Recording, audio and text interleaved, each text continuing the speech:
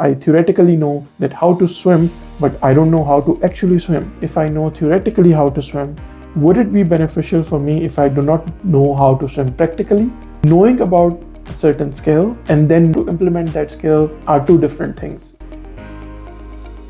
Hello everybody, this is me Sajid and welcome to this video. In one of my last videos, I talked about talent and skill and how both can come together to shape our ability to do something. The ability that helps us be successful and more progressive in our career as we move on. It is also worth mentioning that skills are something that are very important, or I would say acts as one of the building blocks in shaping up your career. I see a lot of focus on what skills you should develop and how different skills shape up your profile. There are so many courses that are available. All of them talk about developing skills, but here I would like to draw your attention to another angle to look at skills. In today's video, we are going to discuss what are the different level of proficiencies for skills. So do you recall learning riding a bicycle, or do you recall learning how to drive a car?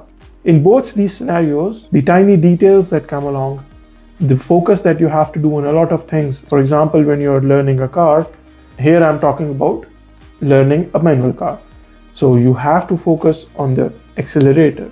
You have to focus on the clutch. You have to synchronize the clutch movement with your gears. And you also have to take care of the steering wheel and be very careful about the surroundings. These are 5 to 6 different things happening in parallel. I know in the beginning when you start learning car, it becomes very overwhelming and it looks kind of impossible. But when you start engaging in that and you start doing that, and ultimately it comes to the point where it becomes effortless for you. The same is applicable to learning a skill. You learn reading about it and then implementing it. You cannot say you know how to drive a car, but you cannot drive a car. It's the same thing as I theoretically know that how to swim, but I don't know how to actually swim. The point is, if I know theoretically how to swim, would it be beneficial for me if I do not know how to swim practically? Similarly, if I say that I theoretically know that how to drive a car, what are the basic parameters that you should take into account when you are driving a car, does it mean that I can drive a car? The answer is no. Driving a car versus knowing how to drive a car are two different things. The same applies in the skills. Knowing about a certain skill and then to implement that skill are two different things. So basically, when we talk about skills, there are so many frameworks, but I personally like the one that is used in TOGAF. It basically categorizes your skills into 4 levels of proficiencies. These categories helps us determine that what is your level of mastery in that specific skill. And basis that mastery, you are basically determined or selected for a certain job, an opportunity to do something. The first level is the background. This is the least or the basic level of any skill that you could have. When I say background is your know-how of that specific thing. For example, as I said earlier, if you know how to drive a car, but you do not know how to actually drive a car, these are two different things. You knowing something does not mean that you can also do it. You could do it, but it's an exception. If you are at the background level of any skill, you cannot implement it on your own, and you would require expertise from an expert to help you, or in fact, not only help you, but do the job for you. The next level is basically awareness. And this is where you know a bit more about that specific skill. Now, when I say you know a bit more about that specific skill, it's basically context, how to use that skill, where that skill would be used, and what are the dependencies between that skill and how do you apply that skill in practical life. You know how to apply.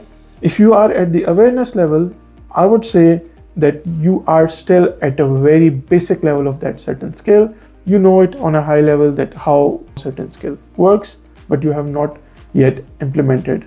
If you are at this level of awareness, you cannot work on a specific skill alone, and you would definitely need an expert by your side to help and guide you and also do the job. That being said, there is another element that comes into play when you talk about at awareness level is that you are aware So you can maybe drive the conversation. You can ask some of the relevant questions, but to be able to give the answers or give an expert opinion, definitely that's not your place because you do not have the expertise in that skill yet. Then comes the knowledge level skills, the third category of the skills. This is where it is assumed that you not only have enough knowledge of that certain skill that you can do it independently, but also you have practical experience in that specific skill. You can apply that specific skill without help and at times alone. If you are at that level of skill, that means you are already in a way becoming a subject matter expert. Then we talk about the master skill or the expert skill. This is where you are considered to be the master of that specific skill, or it is understood that you know the skill, you know the implications, you not only know it theoretically, you also know it practically, and you have actually done that yourself. And you do not require any expert opinion in giving your perspectives or in implementing those certain skills. Please note that when I say you do not need any helping hand, I do not mean to say here that you do not need anyone. You would definitely need a team to implement it. You are the one who is guiding the team. You do not need any guide for you. We can also try to quantify these level of skills into number of years. That how do we generally categorize them into number of years? I would say that background and awareness levels are somewhere in the beginning. So if you only know about certain thing for less than a year, I would not say that you are at the background level. I would say you are at awareness level at max. You know about it theoretically, you know what it does, but you have not yet implemented it. You were part of the team who did its implementation, but you did not do it alone. In that case, I would say if you have spent 1 to 2 years on a certain skill, you'd be at a level of background to awareness. And some might argue that no, you can develop these skills in 6 months. Definitely you can. It also depends on the effort and the time that you put in. The moment you talk about knowledge level of skill, this is where you have spent a reasonable amount of time. And I would say you have spent more than 2 years, up to 4 to 5 years in that certain skill. And that's where you know all the intricacies and complexities and dependencies of a certain skill. And you can also implement that specific skill with minimum guidance or no guidance at all. Now, expert or master is basically someone who has been doing it for a reasonable amount of time, and I generally classify it as 4 years. If you have been working on a certain skill, not only theoretically, but also practically, and you have been doing it for at least or almost 4 to 5 years, in that case, I would say that you are at the expert level. How do we really check that how much time have you spent? It is possible that you have spent in 1 year, you did 30 projects. It is definitely possible. If you applied that skill over and over again in 30 different projects in 1 year, it is absolutely possible that you could become an expert in that because you have had exposure.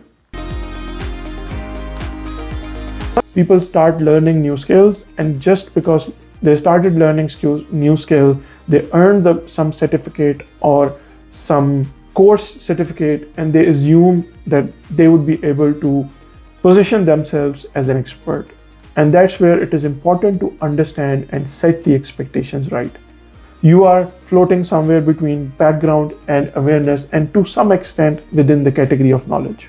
That being said, it is also important to understand that how we develop these skills. But there is one important point I would like to highlight here. Skill development is an important thing. It is actually very crucial for us to approach the skills that we require for our job and the profile, and it is directly linked with your career planning. You need to understand that the skills that you need to acquire in next 3 years, or the skills that you need to polish or you would require for your next jobs, are something that you may not have today. You need to start learning them at least when you are reaching that level, you have some background.